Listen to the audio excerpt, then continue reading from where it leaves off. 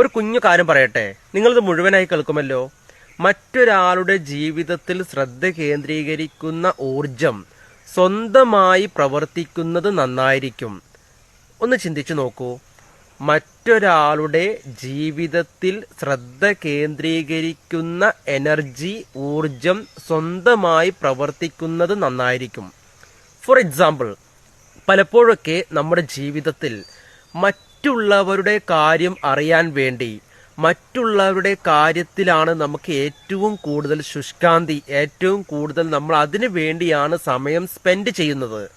എന്നാൽ നമ്മുടെ സ്വന്തം കാര്യങ്ങൾക്ക് വേണ്ടി നമ്മൾ സമയം സ്പെൻഡ് ചെയ്യുന്നില്ല. ഒരു ദിവസം എടുത്തു നോക്കൂ. ഒരു ദിവസം 24 hours അല്ലേ, 24 മണിക്കൂറാണ്. ഈ 24 മണിക്കൂറിൽ നമ്മൾ ഏറ്റവും കൂടുതൽ ചിന്തിക്കുന്നത്, പ്രവർത്തിക്കുന്നത് ആർക്ക് വേണ്ടിയാണ്? മറ്റുള്ളവർക്ക് വേണ്ടിയാണ്. എന്നാൽ മറ്റുള്ളവർക്ക് വേണ്ടി നമ്മൾ എന്തെങ്കിലും ചെയ്തിട്ട് നമ്മുടെ ജീവിതത്തിൽ എന്തെങ്കിലും കാര്യമുണ്ടോ?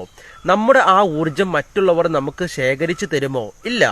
നമ്മുടെ ഊർജം നമുക്ക് വേണ്ടി നമ്മൾ വിനിയോഗിക്കുകയാണെങ്കിൽ, നമ്മുടെ ഊർജം നമുക്ക് വേണ്ടി നമ്മൾ ചെലവാക്കുകയാണെങ്കിൽ, നമ്മുടെ ഊർജം നമുക്ക് വേണ്ടി നമ്മൾ യൂട്ടിലൈസ് ചെയ്യുകയാണെങ്കിൽ, നമ്മുടെ ജീവിതം എന്താ പറയാ, ഇപ്പോൾ എത്രയാണോ ഹാപ്പിനെസ് കിട്ടിക്കൊണ്ടിരിക്കുന്നത് അതിന്റെ 100 ഇരട്ടി നമുക്ക് ഹാപ്പിനെസ് കിട്ടിക്കൊണ്ടിരിക്കും കേട്ടോ.